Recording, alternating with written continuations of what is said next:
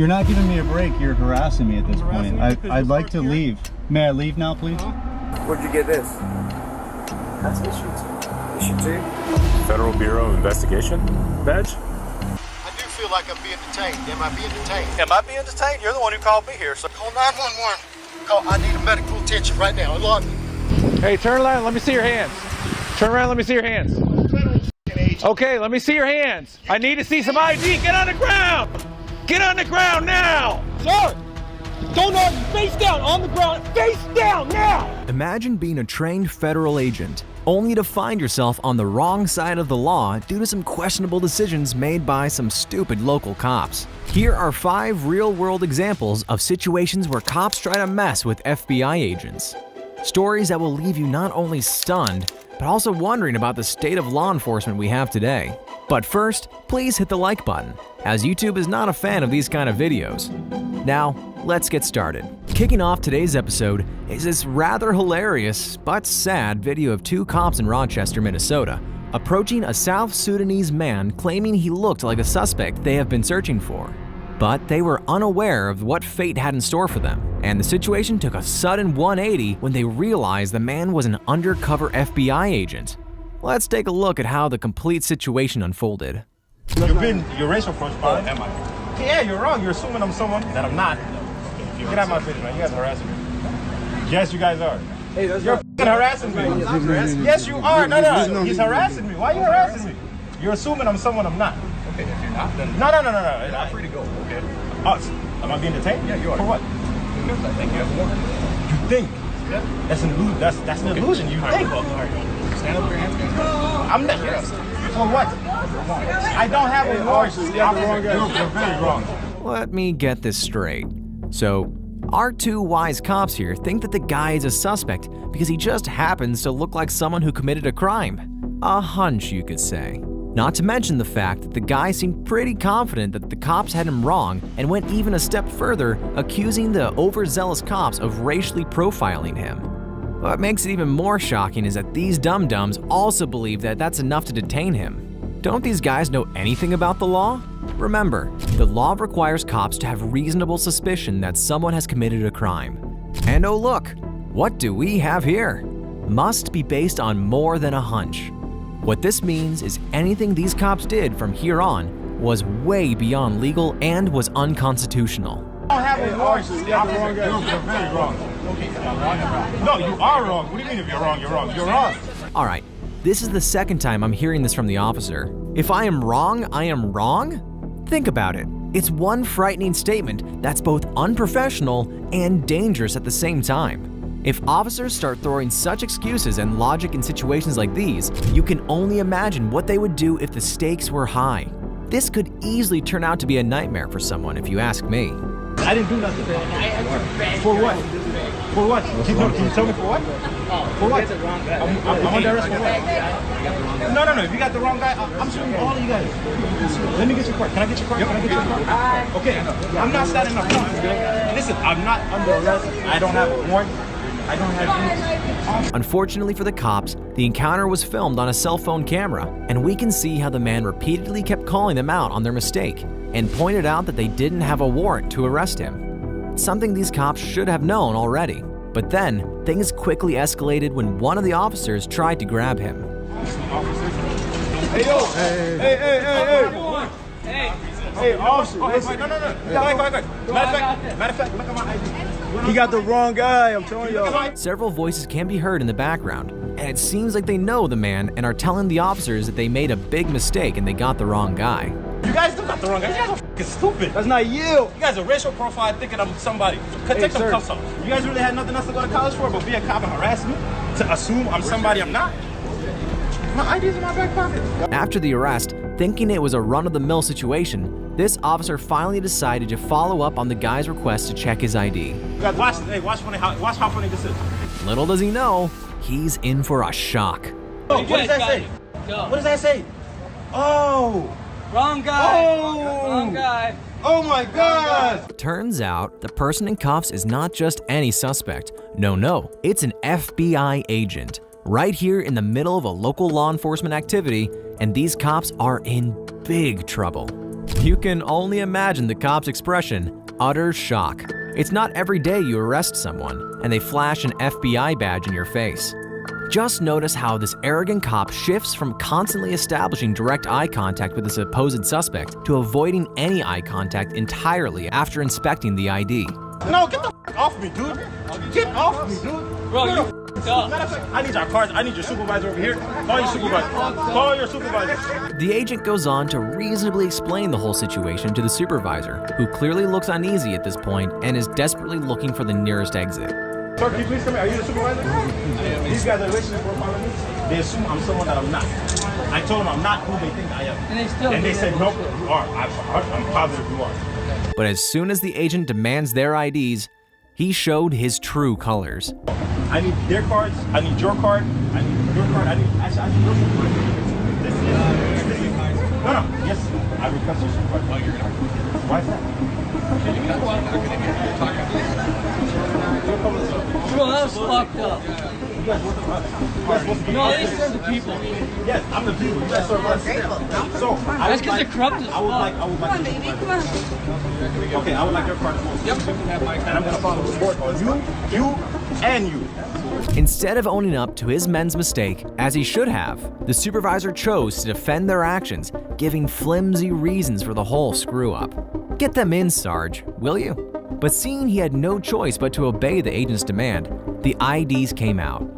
First the supervisor, and then the two geniuses who started this whole fiasco. Is that how you guys work nowadays? You assume someone is someone and that's it? That's all you guys need? Yeah? Oh my God, what is American game? Guilty and cocky. It's a hell of a dangerous combination, folks. It's cops like these who sully the good name of the entire law enforcement agencies. Instead of admitting his fault, which he should have rightfully done, all we see here is a man who doesn't have an ounce of regret. Shame on you, officer. But then again, what can we expect when you're led by such supervisors? I will make a complaint on all three of you guys. That's fine. Do your job better. So if he wants to make a complaint, you can go make it. I will make a complaint. All right. See what I'm talking about? All I can say is that the entire event was nothing but a poor show of unprofessionalism and a lack of A, B, and C's of basic law knowledge shown by these foolish cops. As far as silver linings go, at least no one got harmed in this case, which is more than I can say for this FBI agent here. You run your body cam? I am now, because I don't know how legit you are at the moment. It's okay. Special Agent Haddon. The FBI. Okay. You got that on body cam? I do, but I don't understand what the problem is with you meeting me at the office. I'll talk to the U.S. Attorney's Office about it. You can cut off the recording device now. Okay, well, I will when I leave the area, sir. You might question why this FBI agent is asking the officer to cut off the recording device. Something doesn't add up here. Red flags for the FBI agent, right? Well, the answer is our Special Agent Hatton was actually investigating police corruption in the Franklin County Police Department. And as a part of this undercover operation, he asked the officer in the video, Mr. Rolf Gordon, to meet him at a random parking lot, perhaps to ask some questions related to the case. However, the officer didn't like the fact that the agent called his personal phone number instead of taking things through his office and grew skeptical of him despite the agent's disclosure of his credentials. Hey, TJ, this guy is telling me to turn my body camera off and telling me he's going to contact other people to get involved with this. Let me get his tag number real quick. He's got a radio and he's got credentials. Franklin, does that come back to any government agency? It just says Advanced Wiring Company. Do you work for a wiring company? Further. It's a covert vehicle, sir. Did he seriously think it would? Of course, it's a covert vehicle. What kind of undercover FBI agent would drive in an FBI-registered vehicle? I do feel like I'm being detained. Am I being detained? Am I being detained? You're the one who called me here, sir. How did you get my phone number? I can't give that information. That's a pretty dumb thing to ask from an FBI agent. Hey, if an FBI agent is investigating you, rest assured he knows your number, your address, your affairs, your wife's affairs. Hell, he might even know your breakfast, lunch, and dinner patterns, including what types of boxers you like to wear. It's also important to note here that Agent Hatton had valid reasons for seeking such an informal meeting with Deputy Gordon, as revealed later in the interaction when Agent Hatton subtly hints at his potential involvement in a more extensive inquiry into the sheriff's office that goes beyond the scope of the deputy's citation while conversing with his supervisor. You can't call anybody in the PD because the PD is just here backing this guy up. It's Franklin County that's holding him. So you have to call the sheriff to let him know that his deputies have him stopped here and are holding me. He's going to ask why. You're not going to be able to tell him. The plot thickens. Anyway, the officer later goes on to detain him, giving sloppy reasons like, "Oh, I don't trust you being an FBI agent, and you are being uncooperative," when in truth, he was the one who denied checking the agent's registration. Hey, you are detained at this time, sir. Hey, I don't think this guy's legit, man. But you're being very uncooperative with me. You asked me to come up here. You called my personal cell phone number. You can't tell me how you got it. Your vehicle's coming back to a wiring company, not the It's FBI. a covert vehicle. Okay. You Dude, get would mad. you like to see some registration? You get mad at me because I turned my body camera on. Would you like to see some registration? And you know a lot of stuff about me. Would you like to see the registration, sir? I don't really want anything from you at this point. My supervisor's on the way. Excellent. Uncooperative? Really? First, do your job as an officer. As the dilemma continued, Agent Hatton even showed his license and his badge for the second time to Officer Gordon, but somehow, Gordon remained unconvinced. Eventually, multiple supervisory officers arrived on the scene, but they were even worse than Officer Gordon and decided to arrest him and put him in the back of the patrol car. Not only this, they even decided to not roll down the windows or turn on the AC, and given the hot day in Florida, it was only inevitable that things didn't go well for Agent Hatton. Yes, sir. There, brother. Okay. All right, I'm turning it on right now. Open the door. I can't breathe.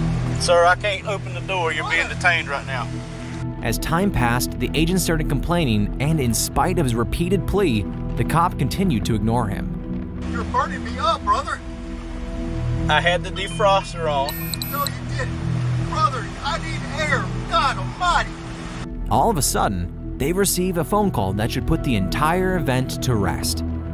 33, go ahead. He is legit. 10-4. All right, that's what I'm doing right now. Here we go. All the proof you need in the world.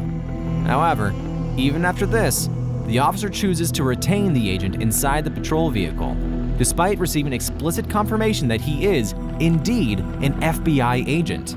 Instead of promptly following the given instructions to release him, the officers continue conversing about the situation, all the while the agent pleads for his release. It is only after an additional 3 minutes of entirely unnecessary conversation that the agent is finally allowed to exit the vehicle. But sadly, the damage was done. Call 911. I need a medical attention right now. Unlock me. Call 911. Call 911. We're releasing you right now, call sir. 911 now. Call 911. I need 33. After a further 10 minutes, the medics finally arrived and the cop explained the whole situation and said that the man complained about shortness of breath and vision loss. Started complaining of shortness of breath, vision loss. In the hours after Hatton was released, FBI agents in brass descended on Apalachicola, meeting with Gordon and the sheriff to find out what happened and why. Both agencies later decided to put the incident in the rearview mirror, followed by Sheriff Smith's promise, and I quote that, "Both our agencies work together a lot better." Smith also agreed to the fact that they needed more training. But honestly, training or no training, that's no way to treat someone, let alone a fellow law enforcer. It's a great example of ego and how ego gets in the way of common sense. It also shows how sometimes police can take literally anything you say or do and turn it against you. Oh, and if you don't say anything, you're being uncooperative, and that's also grounds for suspicion. Fortunately, despite what can only be characterized as disrespect and negligence from the officers, the agent did not sustain any significant injuries. However, the same cannot be said for ATF agent Burke, who was subjected to such mistreatment by the police that he found it necessary to file a lawsuit against them. On July 7, 2020, Agent James Burke, a 16-year veteran of the ATF, was dispatched to a home on the 3300 block of Edgebrook Drive near Dublin, Ohio, to confiscate a shotgun from a resident who was not permitted to have a firearm. But instead of letting him in, they closed the door in his face and called 911, reading Burke's badge number to the dispatcher. In Burke's mind, it was no big deal as he was frequently used to this verification process. What happened next was not only shocking to Burke, but to anyone who's watching this video. Hey, turn around, let me see your hands.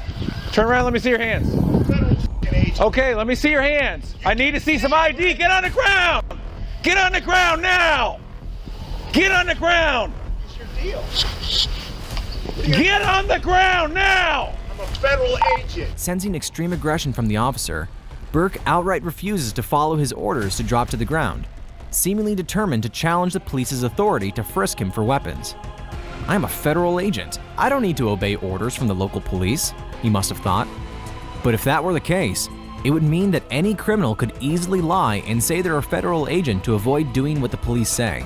Even if Burke didn't seem dangerous, he should have just done what the police told him politely, so they could quickly understand what was happening. Naturally, things escalated. Why wouldn't you show me your ID when I got here? Don't move forward. You didn't ask for it. He is at 335. Get on the ground, we'll figure it out. Reacted. I'm not overreacting. We got a call that someone's impersonating a police officer out here, doesn't have ID. No kidding, because she doesn't want to open it. Okay, get on the ground so I can find out who you are. It ain't happening. Okay, fine. Fine. Do you I think I'm a police officer or something? What the heck's the matter with you? Who do you think you are? Get on the ground. I'm not getting on it. Jump for things. I'm not getting on it. 91.7, I'm pulling up. I got my ID. Do not reach for your waist. Despite Burke's best efforts to prove his identity to the officer continued to remain hostile and keep his gun drawn. Once the second officer arrived, the situation took a turn for the worse for Burke. Sir! Don't argue. Face down on the ground. Face down now! Running out of corners, he had no choice but to comply with the officer's demands. The officers kept their firearms drawn at Burke for over 90 seconds before they very aggressively placed him under arrest. All the way. You got my IDs right here, left pocket. Left pocket. And we're gonna put your arm on your back. Wait a second. Do not resist. I'm not resisting. You're acting like a No, moron. Wait a second. Wait a second. Wait a second. No, don't do this. Wait a second. I got a medical condition. Get my license out of my pocket. We're getting you secured first. Please, wait. No. Hold on. I'm hyperventilating. Please, sir. I'm not. Stop resisting. Would you please get my ID out of my left pocket? Stop I'm resisting. You. My wife, please. Stop. Right here. Resist. Please get it. I got one cuff on. Get your Help me up. Just hold me up. Sir, I can't do this. Sir! Stop resisting now! Please help me. But wait, the show isn't over yet. Apart from the uncanny aggression, these cops left no stone unturned in bullying Burke. During the forceful arrest, they repeatedly used a taser on him despite him being face down on the ground and not putting up any resistance. Please, Joe, get your taser out. My taser. Get your taser out. Get your taser out, Joe. No, don't do that, please. Sir, don't make me tase you. You're gonna get tased. Ow, don't do that. Okay. Here. Get him cuffed. Get him cuffed. It is cuffed. Get him cuffed. Get him cuffed. In pain, Burke continued to tell the officers that he was a legit ATF agent out on a case and his ID was in his pocket. Regardless of the confirmation, the officer continued with the arrest and put him in the back of the patrol vehicle. Why would you make us do this? I didn't want you to. I wanted that. Wait. No, you knew what you were doing. Sir, calm down. Relax. Sir, hey, guys, please, just talk to me for 1 second, please. Get in the car and we'll talk later. Sir, wait. You had your chance. No, I was trying to give you my creds. You didn't let me show them to you. You never once tried. I did. Get in the car. Wait. Now! Have a seat. Please, wait, I gotta breathe. Okay, please, sir, let me breathe. Sit down and breathe. Let me breathe. I have a medical condition. We're gonna get air to you. Get your legs in. Get your legs in. We're closing this door. The cops then forced Burke into the vehicle, ignoring all his pleas and explanations regarding his medical condition. I need air. Sir, please, call an ambulance. I'm asking for an ambulance. Okay. You're an idiot. For crying out loud, you're a cop, you're not an ass. No, wait, I can't. You're fucking my head up. The seatbelt's in place.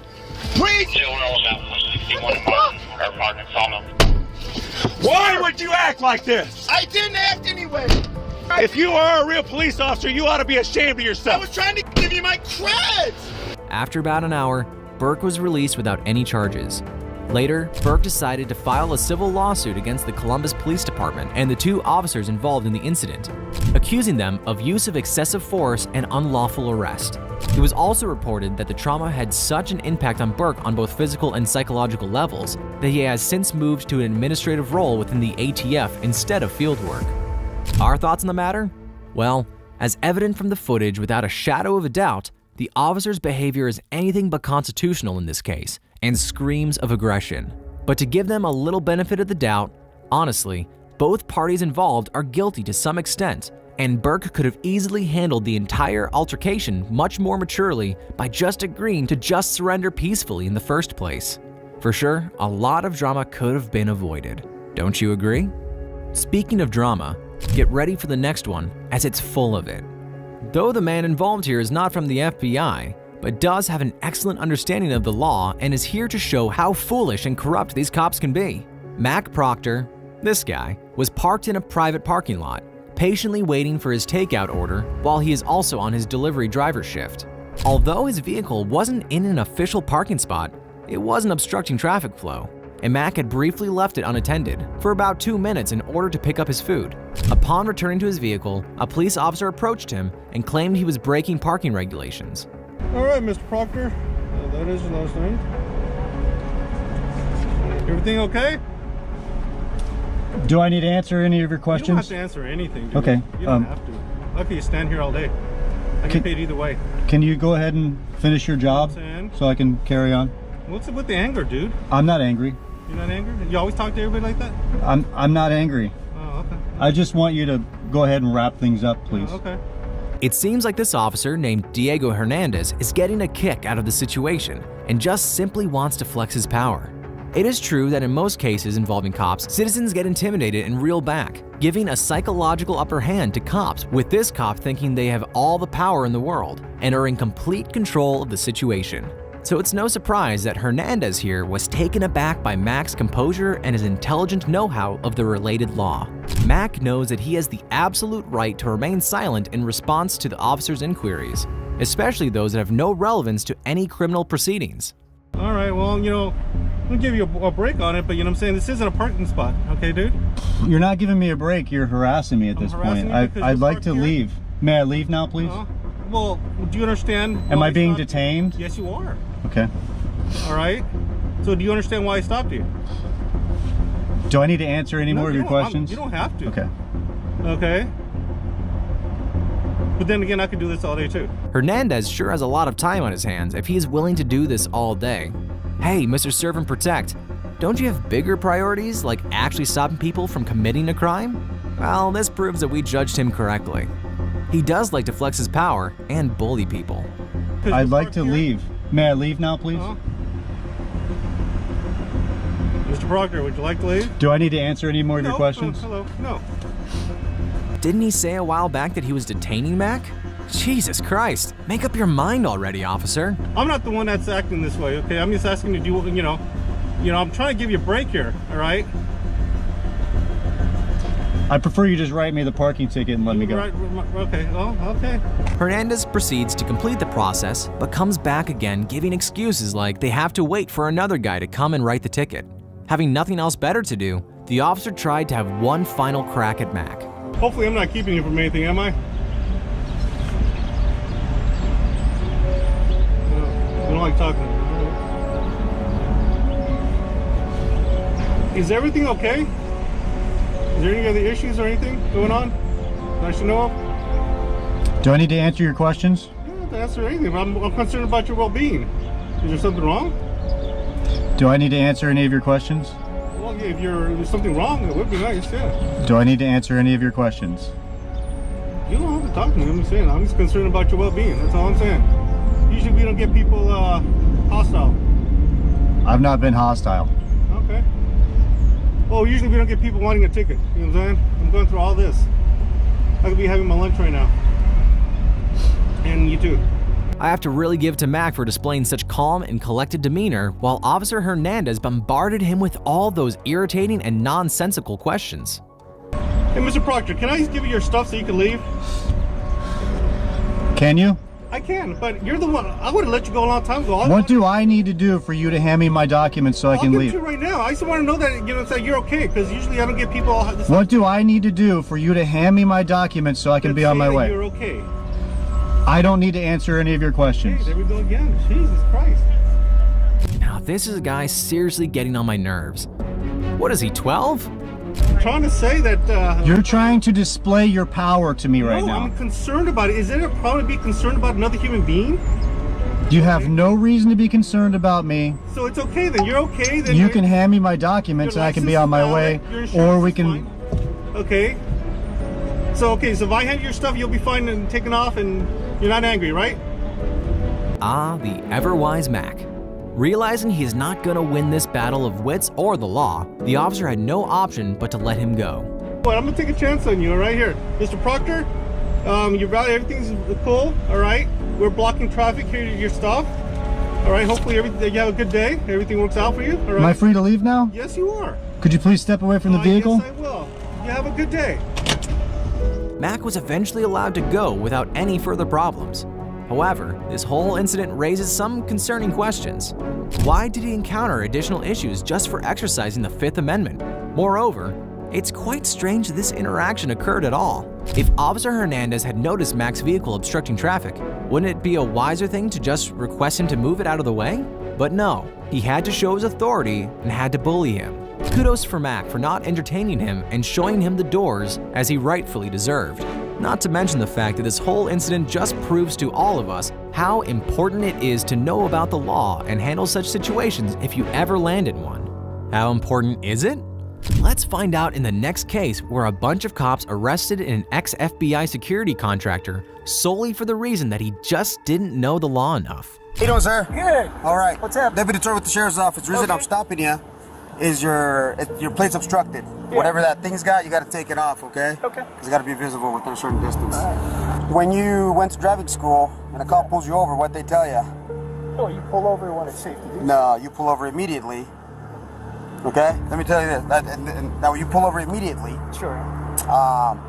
Because I don't know what you're doing inside this car. Sure, yeah. Hiding guns, you know what I mean? Officer safety is number one. Kinda ironic when he mentions things like safety and pullover protocols when the cop himself has no idea about the law and is lying right off the bat. You see, there's no strict requirement to pull over immediately for various reasons, including traffic obstruction and safety concerns. It's advisable to pull over as soon as it's safe to do so, prioritizing safety above all else. Also, if you find yourself in an area that feels unsafe or you're unsure whether the vehicle behind you is a genuine police car, you can activate your hazard lights and drive cautiously to a secure, well-lit, and populated area. Imagine slamming the brakes right in the middle of traffic or getting robbed, or worse, assaulted by fake cops near a dark alley. Something a cop should be well educated on before he starts throwing misinformation. But this is not the end of the cops' lives. So who are you?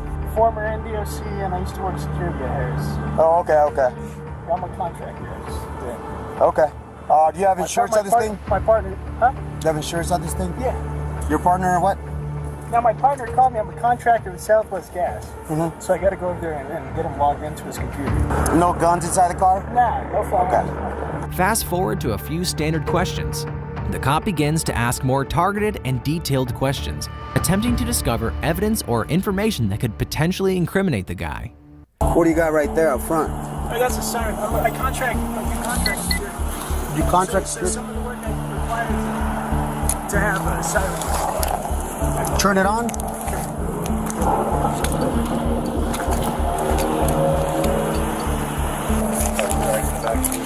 Yeah. Why haven't you taken the lights off of there? Yeah, I do contract work, so I have to have lights on this vehicle for some of the work. They shouldn't be that color, though. Yeah, they shouldn't be red and white, brother. Yeah, it depends on who you're contracting with. If you contract with law enforcement agencies, it's different. Which agencies do you contract with? The various ones. DOJ. Name some. DOJ? Sure. So you have a DHS? contract? I've worked for DHS, yeah. Okay, so do you have a government ID? I have a contractor ID. Where's that? It's in my hood. Ready for the big moment? Where'd you get this? That's issues. Federal Bureau of Investigation badge? Now the cat's out of the bag. The officers were shocked to find out who he was. However, this doesn't prevent them from going too far and exceeding their authority by searching the agent without obtaining his consent. I'm gonna read you your rights too, okay? Because you're handcuffed, you know what I mean? So I feel more comfortable that way. But then, The police officer begins an unwarranted search of the agent's body and vehicle without any request or permission, violating the agent's Fourth Amendment rights, which safeguard against unjustified searches and seizures, an act both illegal and unconstitutional. No guns, right? Yeah. Inside the car? Yeah. Okay. Who, because, like I said, man, too, there's money here. Put that back in, which I'll put in the bag, okay? So the reason that you're in cuffs, okay? Unless you're a sworn officer. I know in Nevada everybody stands. Yeah, you're not allowed to have red and blues. Sure. Right? Because then you could easily impersonate Red. a police officer. Sure. So who issued this to you? My former employer. Your former employer? So you used to work for the FBI at one point?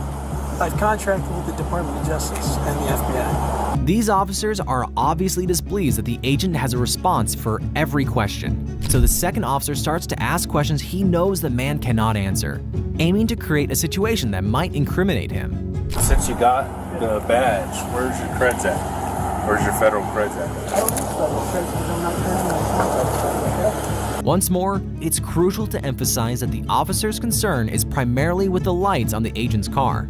They do not, and I repeat, do not possess the legal authority to conduct a search of an agent's person in this situation. Therefore, going into his pockets is entirely unjustified and downright illegal. Considering the whole light deal, things do seem a little shady. As the incident happened in Nevada, it's essential to note that it's against the law for a civilian to use red and blue emergency lights on their vehicle. However, this man never activated them. And when he did, it was during his official duties as a contractor with a law enforcement agency. Besides, the guy never said he was in the FBI. All he said was he worked part-time in the FBI, so he was far from impersonating a federal agent. The matter was further escalated when a bunch of senior-ranking officials showed up who surprisingly turned out to be bigger fools than the two cops and decided to turn the car upside down looking for any signs of evidence. Who knows what the cops found? Or planted. All the more reason for you upstanding people to be aware of your rights and the civil laws that protect you. Well, someone did say that a journey of 1,000 miles must begin with the first step. So what are you waiting for? Just hit subscribe and we will catch you in the next one.